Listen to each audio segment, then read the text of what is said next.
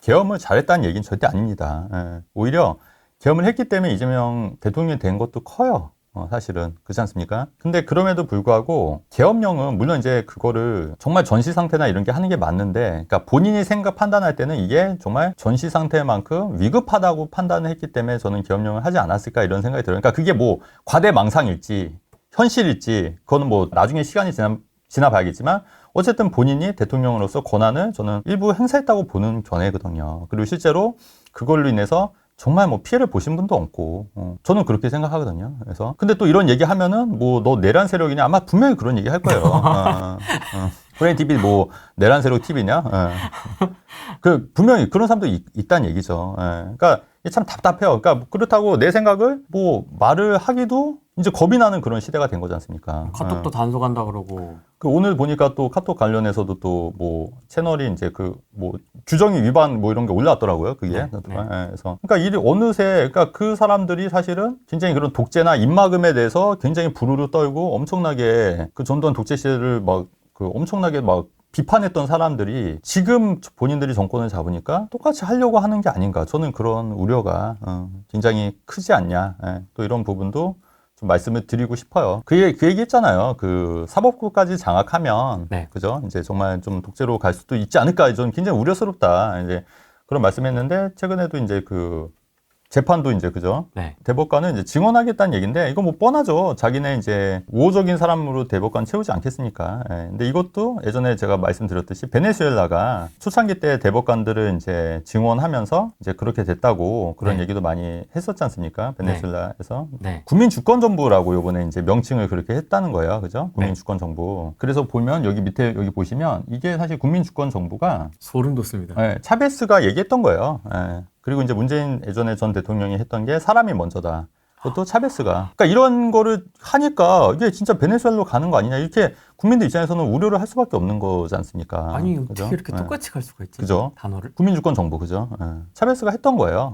이 명칭 자체가. 그러니까 워딩 자체가 그렇기 때문에. 그리고 최근에 제가 깜짝 놀란 게 MBC에서 갑자기 미국과의 갈등 얘기하면서 베네수엘라의 그 차베스가 차베스 와이프가 아기를 안고 있는 그런 되게 따뜻한 장면을 이렇게 MBC에서 보여주는 게 있어요. 근데 그것도 이제 슬슬 이제 좌파 정부에 대해서 예전에 그 노무현 정부 때 그 2004년도에 이제 베네수엘라를 되게 막 KBS 스페셜에서 엄청 막 띄워줬다 했잖아요. 네. 그런 식으로 막 이렇게 띄워주지 않을까. 네.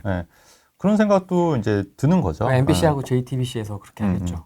그럴 수도 있다는 좀 생각이 들고, 그 다음에 계속 이제 반미 외칠 거고, 반일 외칠 거고.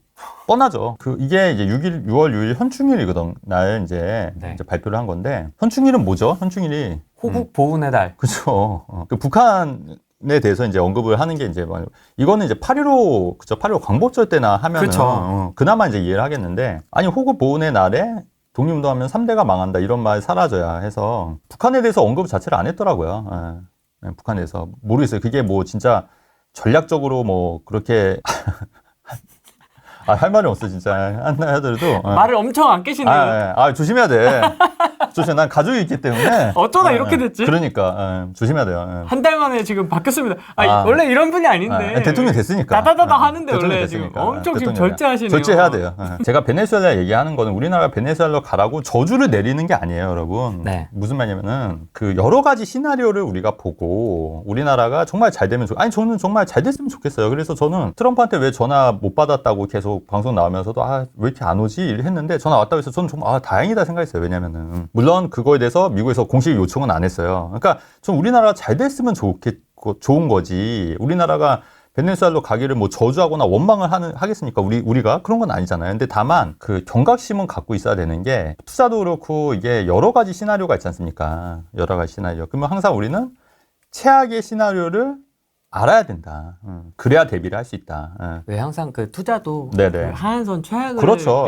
대비하고 그렇죠. 투자를 해야 되지 않습니까? 뭐 마찬가지죠. 그렇죠. 그러니까 마찬가지로 정말 최악의 경우는 뭘까? 저 굉장히 고민을 많이 했던 거예요. 근데 이게 베네수엘라로 갈 수도 있겠다 이런 생각이 드는 거죠. 자꾸 그 키워드가 국민주권정부 키워드가 마음에 걸리네요. 근데 그것도 있고, 그 대법관 증언하는 것도 있고요. 그러니까요. 사법부, 행정부, 입법부 다 장악하고 이제 언론 통제하고, 그죠? 카톡. 카톡 언론 통제하고 또 이제 뭐 그 인사들 이제 수청하고, 뭐 그렇겠죠. 이제 입막음하고, 그렇게 될 수도 있지 않을까 이런 우려가 굉장히 들 수밖에 없는 거죠. 예. 그리고 북한과에서 말 한마디도 못하는 거고 지금 아니요 그 6월 1일 현충일 날 독립운동하면 3대가 망한다 이런 말을 굳이 호국 보훈의 날에 할 필요는 없지 않았냐. 저는 개인적으로 이제 그런 생각이 드는 거예요. 좀 이상하지 않습니까? 그렇죠. 예. 그리고 제가 왜 그러냐면 저희 좀 예민할 수도 있는데 저는 아시다시피 통계나 이런 거 잘 안 보는 걸로 유명하진 않더라도 뭐 잘 아시잖아요. 부동산도 그렇고.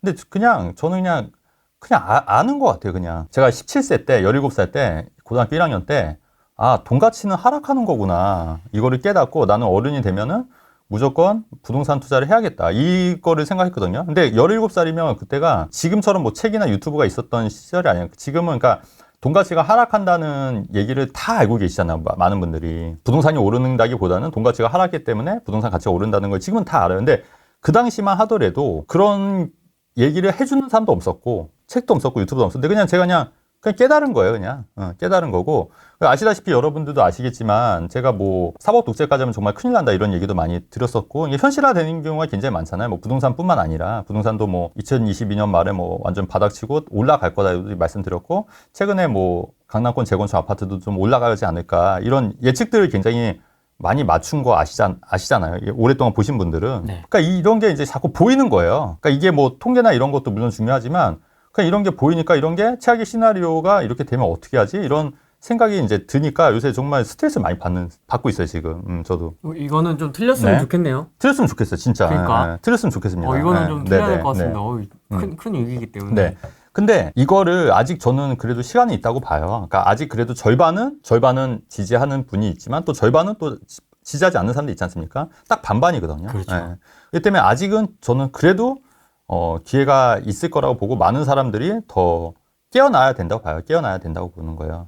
실제로 어제 상담 오셨던 분도 제 방송을 보고 많이 제 말이 맞는 것 같고 실제로 그분도 이 부동산 제가 얘기하는 거 우리 후레인 TV 보고 자산도 이제 부동산 한 것도 많이 올랐고 그거 이제 팔고 이제 갈아타기로 이제 오시려고 하는 분인데 올랐고 감사하다고 정치적으로 돌아가는 것도 좀 많이 알게 돼서 잘했다고 이제 감사하다고 하더라고요. 네. 그런 얘기 들으니까 그래도 우리 방송이 그래도 뭐 그런 분들이라도 이제 조금씩 깨어나게 할 수 있다면 그래도 뭐 가치가 나쁘지 않겠구나 이런 생각도 드는 거죠. 뭐 좀 우울하다 요새. 우울하다. 근데 진짜 우울해하세요. 네. 진짜 계속 걱정돼서 이렇게 전화가 오시면은 네. 계속 나라 얘기. 우울하죠. 저희가 부동산 얘기하지 않습니다. 통화로. 그럼 어떻게 해야 되냐, 여러분. 그죠? 네. 궁금한 거 이런 것도 말씀 좀 드리려고 해요. 네. 또 우리는 또 살아남아야 되지 않습니까? 살아남아야죠. 그죠? 그래서 그런 말씀 좀 드리려고 하는데 우선은 제가 그래서 저도 좀 약간 좀 공부를 좀 많이 했어요. 공부를 좀 했는데 네. 그 베네수엘라 같은 경우에는 상류층은 타격이 있지만 그렇게 있진 않아요, 사실. 그러니까 상류층의 상점이 물건이 없진 않더라고요. 하류층들이 물건이 없는 거예요. 그러니까 중산층 이하가 이제 다 무너지고, 근데 상류층들은 오히려 되게 한적해요. 좋은 뭐 해변 가도 사람이 없는 거예요. 돈이 없으니 돈이 많이 들어가니까. 예. 그리고 이제 거기서는 어떻게 결제를 하나 봤더니 달러로 결제해, 달러. 어차피 달러로. 그래서 여기서 이제 결론적으로 말씀드리면 달러를 조금씩 보유하세요. 달러를. 너무 무섭다. 달러를. 아니 왜냐면 원화 가치가 폭락할 수가 있어요. 그리고 제가 말씀드렸듯이 베네수엘라 초창기 때도 9% 올랐다. 우리나라도 9% 오를 수 있겠다 말씀드렸잖아요. 네, 잠깐 9% 네. 올랐다. 그게 뭐 단기 뭐 1, 2년이 됐지 3, 4년이 됐지 5년이 됐지는 모르겠지만 어쨌든 9% 올랐다. 하지만 이게 만약에 그 거품이 뻥 터지면 그때부터는 이제 원화 가치 하락을 눈여겨보여야 된다. 예. 그러면 어떻게 해야 되냐? 달러를 보유하면 내 자산을 지킬 수가 있는 거예요. 그리고 이제 어쨌든 제가 중요한 게 왜 우리 문재인 정부 때 벼락거지라는 얘기 많이 들었잖아요. 벼락거지. 맞습니다. 네, 벼락거지. 근데 이제 그런 신조가 또 나올 수도 있지 않을까. 그러니까 벼락거지라는 게 이제 집을 못 산 사람들이 완전히 직급이 확 뛰어버리니까 벼락거지가 됐잖아요. 마찬가지로 이탄이 또 되면 안 되니까 그래서 꼭 달러를 갖고 있는 것도 중요하지만 해외 주식 있지 않습니까? 이것도 달러 베이스잖아요. 금도 달러 베이스예요.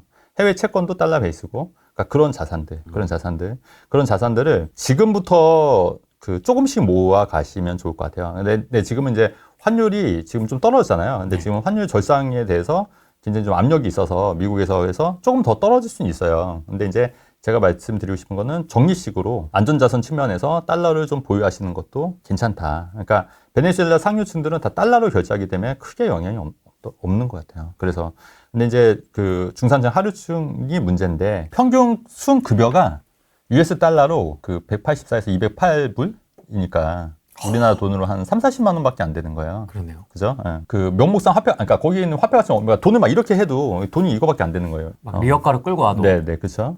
근데 물가는 보니까 우리나라랑 비슷해요. 우리나라보다 좀 낮아요. 그러니까 한 70에서 한 180 정도?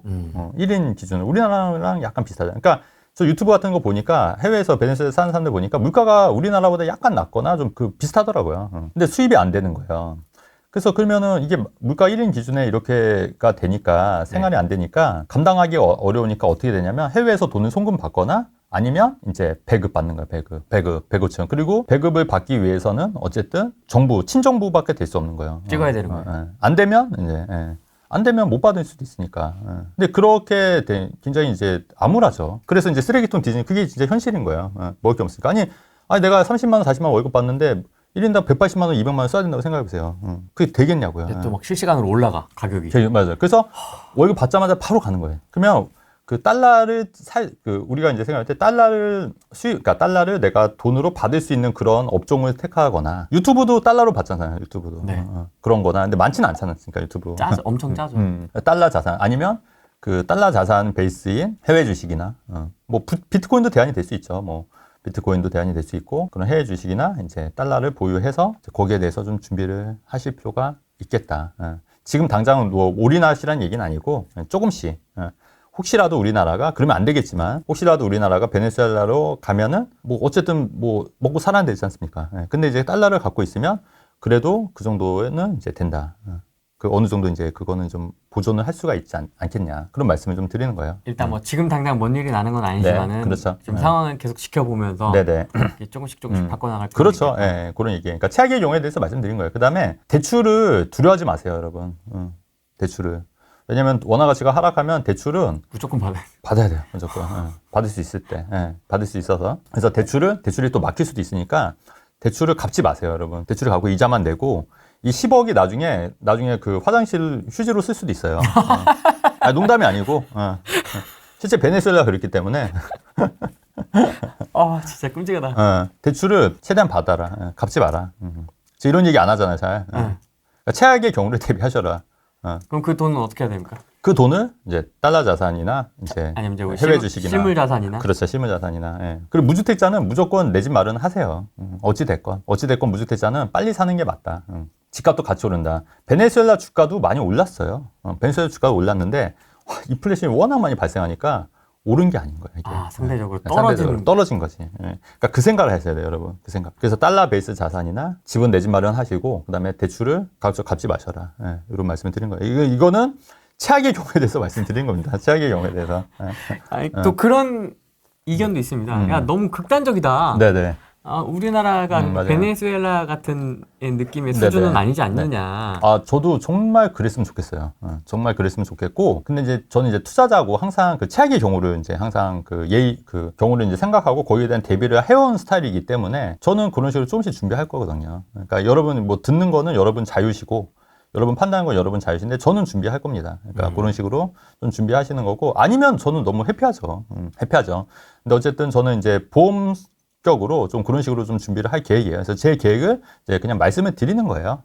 여러분들은 이제 알아서 판단하시는 거고, 저도 그 막 강요하거나 이런 스타일이 아니지 않습니까? 내 집 마련도 그냥 하시는 게 맞다고 이렇게 유하게 얘기하지, 제가 뭐 언제 무조건 사십시오 막 이렇게 얘기한 적 전 한 번도 없다고 생각해요, 진짜로. 그러니까 그런 거예요. 그러니까 그거 받아들인 사람들 입장인 거고, 저는 이제 집을 내 집 마련은 그럼에도 불구하고 계속 사셔야 된다고 프렌 TV 나올 때부터 계속 말씀을 드렸어요. 근데 어쨌든 계속 집값은 올라왔고, 집값 하락하시는 분단도 있었지만, 전 계속 집값이 올라갈 여지가 있다고 계속 말씀드렸고, 그렇기 때문에 빨리 사야 된다고 누차 말씀드렸고, 둔촌주공 같은 경우에도 오히려 기회일 수도 있다고 이렇고 나쁘지 않다고 저는 계속 누차 말씀을 드렸습니다. 그러니까 여지껏 제가 했던 말을 잘 돌이켜 보시면은 현실화된 게 굉장히 많고, 근데 저도 이렇게 되지 않았으면 정말 좋겠다, 감사하게. 왜냐면 저도 모든 사람들이 다 막 쓰레기통 뒤지고 이런 걸 좀 원하겠습니까? 그건 아니거든요. 그렇기 때문에. 근데 하지만 뭔가 좀 대비는 해야 되지 않을까. 그리고 그럼에도 불구하고 아직 시간은 있지 않을까. 그런 희망을 아직은 갖고 있다. 항상 저도 희망적이잖아요, 그래도. 그래서 항상. 네, 모래시계가 떨어지고 있는 거 아닙니까? 사우나에 있는 모래시계가 다 떨어지면 시간이? 죽는 거 아닙니까? 뭐 그럴 수 있는데. 다시 뒤집어야 돼. 다시. 또 어떻게 될지 모른다. 또 어떻게 될지 모르지만 항상 우리가 희망을 잃지는 말자. 재판도 중지됐고. 재판 중지됐어요, 맞아요. 그것도 근데 어느 정도 예상했었어요. 예상했었고 이제 5년 후에나 그렇게 하겠죠. 재판할 텐데. 아니면 그 재판 그걸 아예 법을 바꿔서라도 이제 그 범죄가 성립이 안 되게끔 법을 바꿀 수도 있어요. 맞습니다. 5년 후에도 삭제시켜주는 거예요. 네, 삭제. 삭제. 충분히 그럴 수 있기 때문에 뭐 지금 뭐 다 갖고 있잖아요. 뭐 위법부도 있고 뭐 행정부도 있고 뭐 헌법재판관도 요번에 자기 변호했던 분 헌법재판관을 임명한다고 하는데 그것도 사실은 이해상충 충돌이잖아요. 그게 어쨌든. 근데 그래도 뭐 그냥 하자면 밀어붙이잖아요. 다 뭐라고 하면 그 다음에 그거에 대해서 언론에서도 그렇게 문제 제기를 하는 언론도 많지 않고 옛날 같으면 뭐 난리 났을 텐데. 그렇죠. 근데 뭐 지금 뭐 다 그냥 뭐 괜찮아요. 사람들도 전반적으로. 김밥 먹는 사진이나 올리고. 계속 이제 감성 마케팅 하는 거예요. 감성 마케팅. 예전에 그 베네수엘라 차베스 막 이렇게 애기 안고 막 이런 거 사진 막 포스터 봤잖아요. 그런 거 하듯이 이제 계속 감성 마케팅 할 거예요. 냉장고에 아무것도 없다고 시장 가서 막 뭐 사 먹고 막 이런 거. 그러니까 이게 계속 감성 마케팅 하고 막 차베스 부인이 막 영부인이 막 애기 안고 막 이런 거 막 MBC 방송에서 내보내고 뭐 계속 그런 거 할 거예요. 하지 않겠습니까? 근데 이제 그런 우리나라 사람들이 정말 재밌고도 안타까운 게 그런 감성에 굉장히 약하다. 차가운 현실을 보고 해야 되는데 감성에 너무 많이 휘둘리잖아 사람들이. 그렇지 않습니까? 그래서 그리고 내용을 들여다보면 몰라요 또 자세히 알지도 못하고 이게 하나하나. 그래서 공부하고 이제 알면은 이제 부동산이든 정치든 이제 깨닫고 알게 되는데. 네. 아예 보지도 않잖아요. 관심도 없고 그러거나 말거나 한 25만 원 받으면 좋겠다 이런 생각하고 있는 분들도 계실 테고. 앞으로 부동산 시장에는 좀 어떤 영향을 줄 거라고 보세요? 부동산 시장에 네. 일단은 이재명 그 대통령이 입에 많이 안 붙어서 저도 좀 이렇게 이질감이 드는 단어가 있어요? 이재명과 대통령 이게 붙어 있는 게 너무 어색합니다. 저는 그러니까, 아직도. 처음이라 그렇겠지 뭐. 익숙해지겠죠? 익숙해지겠지. 네. 이제 이런 거죠. 뭐 자기는 뭐 세금으로 집값 잡을 생각 없다 이렇게 얘기는 했지만 공급의 방점이 찍혀 있다. 그렇죠. 근데 실제로 공급을 하기가 굉장히 어렵고 사기 사실은 신도시. 그렇죠. 사기 신도시가 뭐 그렇다고 이제 지금부터 시작하더라도 뭐 10년 걸릴 거고 3기 신도시도 제대로 안 됐고 사실 그건 이제 현실성이 많이 없는 거고 네. 그 문재인 정권 때 그 취득세 중과라든가 양도세 중과라든가 이런 게 다 그대로 유지가 되고 있는 상태예요.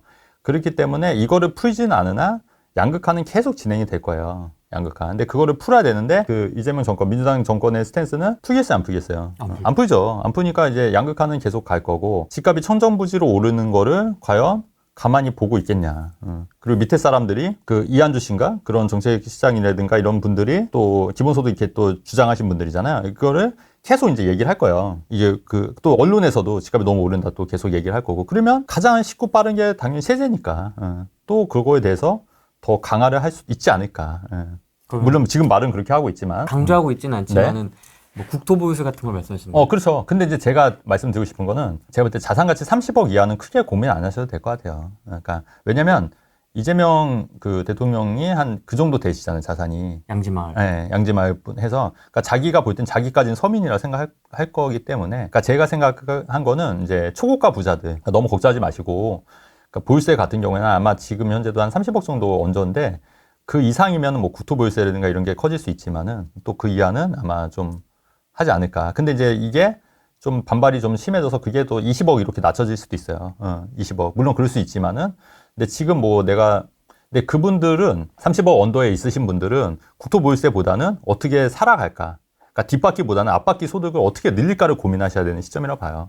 앞바퀴 소득을 늘릴 수 있는 방법은 제가 아까 달러 자산에 투자하는 거 이런 부분 말씀드렸잖아요. 그러니까 그 부분에 생각해야 되는 거고 대신에 이제 30억 이상의 이제 초부자들, 초고가 부자들이라고 표현할게요. 물론 이제 그것도 강남순 서민이긴 합니다. 그렇긴 하지만 이분들은 이제 국토보유세나 이런 것 때문에 아무래도 이제 올라갈 거예요. 재산세라든지 이제 국토보유세라든지 아니면 이제 종부세라든지 올라가기 때문에 거기에 대해서는 좀 대비를 하셔야 되지 않을까. 그러면 뭔가 거기에 대해서 대비를 하려면 뭐 현금 흐름을 더 좀 만드시거나 아니면 이제 나와야 되니까 본인들이 그거 못 버티면 이제 쫓겨나야 되잖아요. 그렇게 해야 되니까 거기에 대해서는 이제 좀 준비를 하셔야 된다. 근데 보유세는 제가 볼 때는 한 그 경계가 제가 볼 때는 30억 정도로 봐요. 그래서 30억 이하는 다만 이제 아까도 말씀드렸듯이 원화 가치가 폭락하면은 내가 돈 이만큼 갖고 와서 라면 하나 살 수가 있는 거예요. 그렇게 되는 거를 경계하셔야 된다. 세금 이런 부분은 걱정 안 하셔도 된다. 그래서 일단 내 집 마련이 30억 이하라고 하면은 언더라고 하면은 한 채 정도는 그렇게 뭐 크게 부담 없을 거예요. 그래서 그 부분은 너무 걱정 안 하셔도 된다. 근데 서울의 뭐 토호제 지역만 봐도 네네. 상당수의 인기 지역들이 30억 그렇죠. 초과지 않습니까? 맞아요. 그럼 많은 분들이 좀 해당이 될 것 같긴 한데. 그렇죠. 물론 실거주가 가장 많긴 그렇죠. 하겠죠. 그럼 네네. 그런 분들은 어떻게 해야 돼요? 실거주인데? 그러니까 이제 그 여력이 안 되면 안 되기 때문에 뭐 따로 뭐 경비를 하시거나 네. 예전에 실제 그랬어요. 그거 종부세 내려고 정비를 하시는 분도 있어요. 강남에서. 그렇게 해서라도 네, 지키면 다행이다. 그렇죠. 안 되면 이제 뭐 팔고 그때도 뭐 강남집 팔고 가면 되냐고 그때 해서 난리 났었잖아요. 뭐 이제 스탠스가 이제 그런 거니까. 뭐 아니면 따로 뭐 투자를 하시거나 뭐 그렇게 하는 거나 아니면 자기 집을 월세를 주고 다른 데 내려가겠죠. 다른 데로 좀 저렴한 데로. 다른 데 뭐 전세나 월세 살겠죠. 월세 받으면 되니까. 그렇지 그렇게 않겠냐. 무자비하게 올릴까요? 그러니까 지금 당장은 아닌데 계속해서 집값이 오르고 이제 밑에 이제 여론도 막 그렇게 집값 올라간다고 얘기하고 초양극화가 되면 그러니까 초양극화 해결이 규제를 풀어야 되는 거를 모르고 오히려 더 규제를 세게 할 수 있다는 얘기죠. 마인드 자체가. 제가 볼 때는 초양극화를 해결하려면 규제를 다 풀어야 된다고 제가 누차 말씀드리잖아요. 다주택 중과 폐지. 그렇죠. 취득세 중과도 폐지하고. 왜냐면 취득세 중과가 이렇게 누차 말씀드리지만 아니 내가 집이 조그만 거 하나 있어서 강남집 사는데 8% 12% 내야 되는데 그게 가능하겠냐고요. 원래 3%만 내면 되는데. 그러니까 이거를 처분하고 강남집을 사야 되니까 어쩔 수 없이 이런 게 매물 많이 나오니까 가격이 떨어지는 거고. 또 이런 토지거래 허가 지역도 물건도 자체도 없어요. 왜냐면 토지거래 허가라는 게 내가 실입주하는 거를 사야 되는 거기 때문에 전세 낀 물건을 살 수가 있는 게 아니지 않습니까? 그러니까 당연히 물건이 없는 거예요. 근데 물건은 없는데 살려는 사람은 대기하고 있잖아요. 줄 서고 있잖아요. 그러니까 가격이 계속 오르는 거에 뻔한 거잖아요. 근데 이런 생각을 못 하잖아요. 얘네들이. 얘네들이 앞에는 죄송해요. 문제, 이재명 정권이 아마 못 할 거예요. 나 지금 계속 몸살이고 있는 게 내가 웃겨가지고. 이 상황 자체가 지금 너무 웃기신 거죠? 웃겨. 이렇게 방송을 해야 된다는 게 그치. 유튜브 찍는데. 그렇지. 너무 웃기네. 네. 그럼 이제 30억 초과에 대해서는 얘기를 해주셨고, 그럼 30억 이하 아까 앞바퀴 얘기해 주셨는데, 그럼 부동산 포트폴리오가 관점에서 조정할 건 없을까요? 그 가급적 이제 빨리 이제 똘똘한 채로 가는 건 맞는데 이제 그 보유세가 이제 부담이 되니까 뭐 그렇게도 이제 젊은 사람들은 이제 또 벌면 되니까 그럼에도 이제 가시는 것도 맞긴 한데 이제 보유세 부담이 어차피 30억 언더에 가시는 분들은 빨리 더 좋은 데로 가시는 게 맞죠. 무조건 30억 언더. 그러니까 제가 보는 기준은 30억 이상이 이제 약간 보유세가 올라가지 그 이하는 그렇게 영향을 미칠 것 같지는 않다. 근데 만약에 20억이라고 하더라도 그렇게 뭐 크진 않지 않을까 싶은데 또 모르죠, 뭐 그것도. 또 뭐 정권에 따라서 이제 그게 기준이, 그러니까 계속 낮아질 수도 있어요. 30억에서 20억, 10억에서 뭐 5, 뭐 이런 식으로. 그러면 과연 누가 서민이고 누가 부자인지 나중에는 뭐 그렇게 될 수도 있겠지만은 어쨌든 그런 분들은 최대한 좋은 걸로 가는 게 맞다. 최대한 좋은 걸로. 그래서 그리고 최대한 좋은 거로 갈 때 대출을 왕창 일으켜라. 가급적. 제가 이런 얘기 잘 안 했잖아요. 그렇죠. 대출에 대해서는 그런 얘기 잘 안 했잖아요. 네, 왕창 일으켜라. 엄청 강조하시네요. 네, 왕창 일으켜라. 왜냐면 원화가치 하락이면 대출 갖고 있는 게 유리하다. 부동산 기준으로 자산가액 총액을 한번 정리해 주시면 좋을 것 같아요. 뭐 내가 10억이다 총액이. 그럼 10. 그렇지. 총액이 20이다 그러면 20. 그래요. 30, 재밌네. 40, 41, 50, 52. 네네. 네, 22도 있고요. 여기 후레인TV는 부자분들이 많으셔서. 52. 와. 네네네. 장난 아니다. 네. 그러면 강남 한 채인가? 아니면 두 채 정도 되실 수도 있고요. 뭐 작은 평수는 그렇게 되죠. 어마어마합니다. 역시 대단하시니다. 근데 제가 또 당부드리고 싶은 얘기는 뭐냐면 부자일수록 고개를 숙이는 분들이 많잖아요. 근데 더 숙여야 돼. 부자일수록. 왜냐면 그 사회적으로 너무 반감이 심해 우리나라가. 그렇기 때문에 그 제 방송에서도 너무 이렇게 위화감 조성하고 이런 거 자제해야 될 것 같아. 지금 8년 동안 적폐 채널을 해왔는데 지금 갑자기 겸손해지라니 지금. 저는 항상 겸손은 했는데 겸손한데 그래도 좀 그렇게 하자. 그렇게 집에서 하자. 가이드를 바꾸신 것 같은데 오늘. 근데 진짜 정말 웃긴 게 뭐냐면 진짜 노력 많이 하거든요. 부자분들도 그렇고 노력해서 엄청 노력하세요. 엄청 노력해요. 잠도 줄이고. 근데 본인들은 맨날 놀다가 저 부자 저 돈 뜯어서 나눠줘야지 이렇게 생각하는 게 너무 진짜 놀부심 보고 말이 안 되는 거고. 그리고 부자들이 많고 또 이렇게 적극적으로 이렇게 하시는 분들이 많기 때문에 국가가 발전하는 건데 왜 그런 생각을 못 할까가 저는 너무 안타까운 거예요, 그게. 근데 그거를 언론에서도 얘기 안 하고 우리 같은 이게 학구 유튜버에서나 이런 얘기 하잖아요, 사실은. 메이저에서는 이런 얘기 절대 안 하잖아요. 그리고 그런 게 인식들도 사실 별로 없고. 부동산 가서 좀 얘기 좀 해주세요. 이렇게? 싫어요, 거기서. 네, 부동산 공약이 많지는 않았는데 네네. 좀 그 실현 가능성에 대해서는 좀 어떻게 보십니까? 일단 뭐 제일 큰 사기 신도시부터. 네. 말도 안 되죠. 말도 안 되고. 근데 뭐 계획은 하고 뭐 발표는 할 수도 있는데 굉장히 시간이 오래 걸릴 것 같고요. 삼신도시도 뭐 다음 정권에서 되겠네. 그렇죠. 그렇게 되는 거고 어차피 뭐 발표는 충분히 할 수도 있고.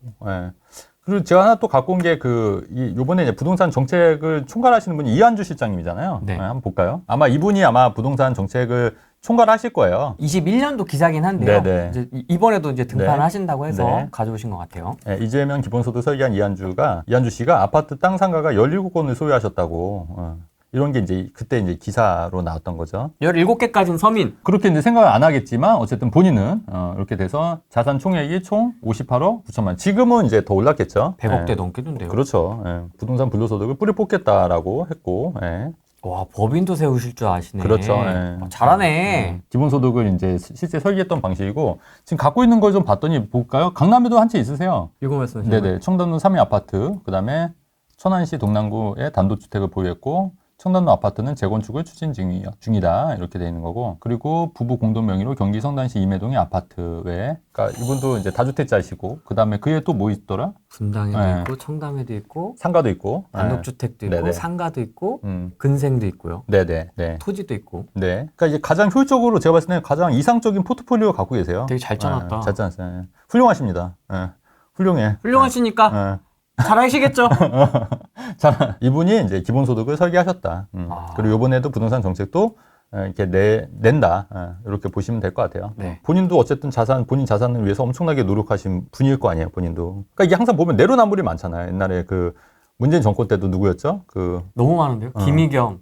흑석 김희경도 있었고. 박주민. 네, 박주민 의원도 있었고. 방배삼익. 조국도 있었고. 그러니까 말과 행동이 왜 이렇게 다른지 모르겠어요. 그러니까 우리는 적어도 말과 행동이 그렇게 다르진 않잖아요. 근데 말은 항상 서민 위해서, 너희들을 위해서, 가난한 사람들 위해서 얘기는 하지만 또 정작 본인들은 엄청나게 본인들의 자산을 축적하려고 엄청 노력을 하잖아요. 그러니까 이게 항상 이게 내로남불이라는 얘기도 그래서 나오는 거고 항상 이게 다르다. 항상 이해가 안 된다. 이해가 안 되지만 그게 현실이다.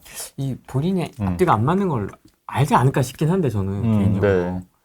이게 그렇죠. 회로가 꼬이지 않을까 머릿속에서. 근데 안 꼬이나 봐요. 네, 그런 것도 있고 항상 이제 이분들이 생각하는 게 뭐냐면 항상 선민의식. 자기는 도덕적으로 누월하고 일반인들하고는 다르다. 일반 이제 밑에 서민들과는 다르다. 자기는 항상 위로 올라가야 되는데 나는 서민과는 다르다. 하지만 서민을 위해서 정책을 낼 거다. 항상 이런 선민의식을 굉장히 많이 갖고 있더라.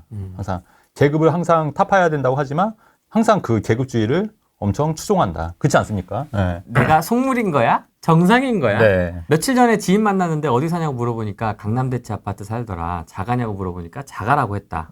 집에 와서 시세 검색해보니까 40억대. 그 뒤로 식욕도 없고 기분이 우울한데 나랑 비슷했던 놈인데 어이가 없네. 예전 프랑스 대혁명 때 지주들 단두대 처형당한 이유를 알 듯. 위화감과 불쾌감이 계속되는데 내가 속물이라 그런 거야? 아님 이렇게 느끼는 게 정상인 거지? 네, 물론 정상이 이렇게 느끼는 게 사람의 기본 본심이긴 해요. 본심이긴 한데 그러니까 제가 드리고 싶은 얘기는 이거를 승화를 시켜서 그죠? 승화를 시켜서 본인도 열심히 살면 되는데 이거 다 끌어내리려고 하니까 문제인 거고 그래서 문화 대혁명도 발생했던 그런 것도 있었고 그 역사적으로 그런 게 굉장히 많습니다. 그 비극적인 사건들이. 근데 그거를 또 역이용하는 정치가들이 있고 이런 거에 대해서 굉장히 선동하는 사람들이 있는데 그거를 빨리 깨달았으면 좋겠다. 젊은 사람일수록 그걸 빨리 깨달았으면 좋겠다. 이런 말씀 좀 드리는 거예요. 문재인 정부 때. 네. 그때도 굉장히 똘똘한 채에 대한 선호, 네네. 신축, 최상급지에 대한 선호가 굉장히 네네. 높아졌지 않습니까? 네.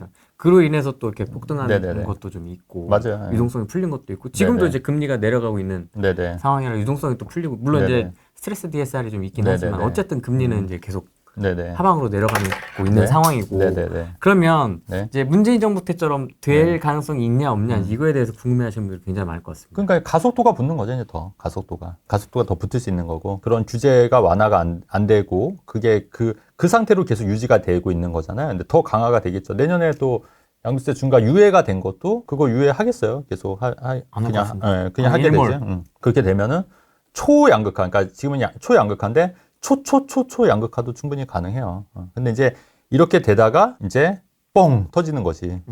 베네수엘라처럼. 그럴까봐 겁나는 거예요. 그러면 우리가 볼 때 양극화 될 때까지는 기다려라. 그렇지 않습니까? 그리고 그 터지기 직전에 한번 고민해보자. 아, 무섭다. 그렇죠. 왜냐면 터질 수밖에 없어요. 지금 양극화 되기 때문에. 근데 양극화를 완화해야 되려면 해법을 제가 다 말씀드렸잖아요. 근데 그렇게 하겠냐고요. 더 규제하겠지. 더. 그러면 그게 더 심해지겠죠.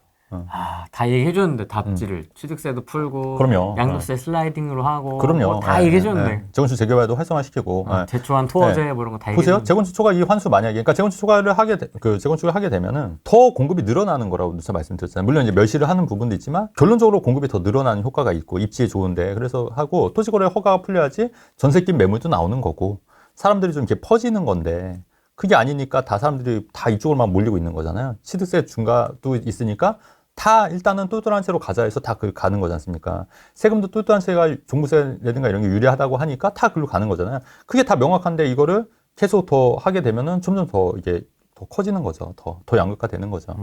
심각하죠. 그래서 그때 말씀드렸잖아요. 양도세 슬라이딩으로 해서 차라리 좀 빨리 팔수록 유리하게끔 해줘라. 그럼 매물이 더 나올 거고 재건축 재개발도 활성화시키려면 좀 그 인센티브 같은 걸 주요해서 빨리빨리 진행하자. 이번에 잠시주공 5단지도 공공임대 했잖아요. 그러니까 오세훈 서울시장도 똑같아. 그런 사고를 갖고 있기 때문에 안 되는 거예요. 그러니까 공공임대도 그 한간변에 하려고 하니까 반발 안 하겠냐고요, 사람들이. 재건축 초과 이환수도 만약에 폐지 안 하지 않습니까? 재건축 이제 또 안 해요, 사람들.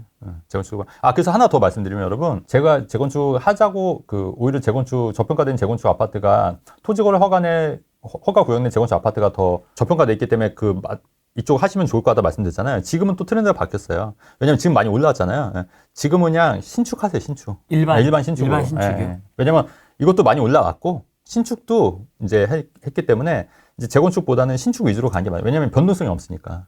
재건축 초과 이환수도 나중에 또 어떻게 될지 몰라요, 그것도. 더 강화되고 이러면 골치 아플 수도 있기 때문에. 물론 이제 강남 3구나 이런 데 도 더 좀 심해질 수도 있기 때문에 그래서 재건축보다는 이제 이런 변동성 하기 싫다. 그 다음에 재건축보다는 신축이 어때요? 더 잘 팔리잖아요. 여차하면 또 팔면 되니까 신축 위주로 하시는 게 맞을 것 같아요. 지금 상황. 강남 신축 굉장히 비싸지 않습니까? 비싸도 강남 재건축도 많이 올랐기 때문에 강남 신축으로 가야 된다. 초초초 양극화 양극화가 될 가능성이 굉장히 많다. 그 집주인들 입장에서는 전세보다 월세가 더 유리하니까 다 월세로 지금도 이미 진행되고 있잖아요. 전세도 폭등할 거예요 아마. 이제 이런 거죠. 예전에 뭐 짤 있었잖아요. 내가 서울에서 뭐 수도권으로 이렇게 밀려나는데 왜 밀려나가는지도 모르면서 김어준의 누수 공장을 듣고 있었다. 뭐 이런 짤이 있었잖아요. 맞다니까 이게. 2시간 반씩 출퇴근하면서. 그러니까요. 내가 왜 밀려나지 이렇게 하면서 갸우뚱하면서. 다 이런 이유 때문에 그런 건데 모르잖아요 사실. 그리고 대부분의 이 방송을 보시는 분들은 더더군다나 더 이상 부동산 공부를 할 필요가 없는 분들이 지금 보시다시피 맞습니다. 이미 세팅이 다 되신 되게 분들이잖아요. 잘 되어 있는 분들이고. 근데 이런 분들이 다 듣잖아요. 더 하잖아. 더 공부해 더. 근데 일반인들 모르는 사람들은 뭐 적폐 방송이나 이런 소리나 하고 있고 이렇게 중요한 정보를 제공하는데도 불구하고 못 알아먹잖아 이게. 다주택자는 어떻게 해야 하나요? 그래서 아까 말씀드렸잖아요. 30억 언저리 있지 않습니까? 그래서 제가 볼 때는 이제 그 주택수도 주택수인데 가액 기준에 제가 30억 잡아드렸잖아요. 그러니까 30억 언더다 하면은 좀 버티시고 30억 초과다 하면은 매도하세요. 30억 초과. 왜냐면 종부세 부담이 되시면. 근데 그것도 다 월세로 해서 뭐 이미 세팅 끝났다 그러면 뭐 버티시면 되는 거고. 분당 양지 마을이 그 정도 하겠대.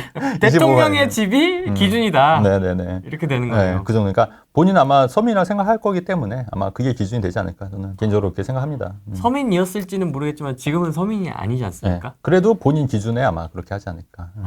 최근에 그 상속세도 10억에서 18억, 20억 정도 올리는 것도 딱 그 정도 수준이었던 거예요. 그렇습니까? 그것도, 그래서 그렇게 하고 그리고 여러분 그 말과 행동이 정말 중요한 게 그 로마 시대 케사르 아시죠? 케사르. 그 로마 황제 있잖아요. 로마 케사르의 그 사람이 제일 시민이에요. 제일 시민. 그러니까 본인이 시민이라는 거야. 근데 황제로서 절대 권력을 갖고 있었던 사람이거든요. 그러니까 말은 그렇게 하는 거 원래. 아까 뭐였죠? 국민 주권 정부라고 했죠. 국민 주권 정부. 그 말은 국민한테 주권이 없다는 얘기예요. 역설적으로. 뭐 그런 거네. 선한 영향력 할 때의 그렇지. 영향력이 선하지 않은 것처럼. 그렇죠.